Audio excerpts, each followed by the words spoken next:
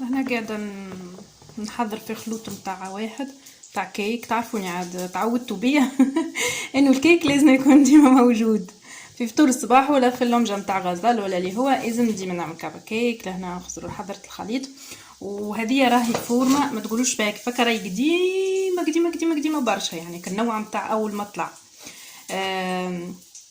باهي رشيتها، عملت فيها الزبده ورشيتها بالفارينه باش نحط في وسط الخليط، وجوست باش نخلي شويه نحط فيه الكاكاو.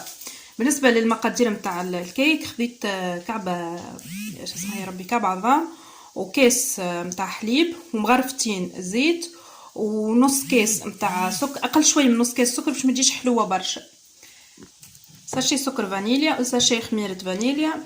وبالطبيعه شو اسمه يا ربي، الفرينه تبدا تزيد بشوي بشوي للي توصل للقوام تاع الكيك المطلوب. تو باش هذه نسخنها قبل ما نحط فيها الخليط تاع الكيك، لازمها تسخن باش شنو ما يلصقلكمش الكيك، فهمتوا؟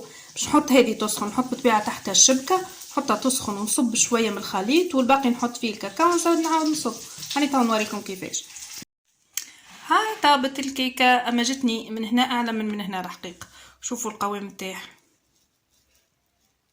شوش راهي مازالت سخونة على فكرة.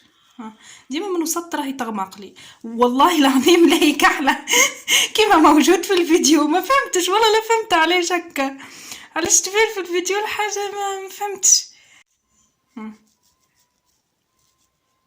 مازلت سخونة راهي، خسرونة بدكم ولا نشهيكم في ساعة ما تحضر.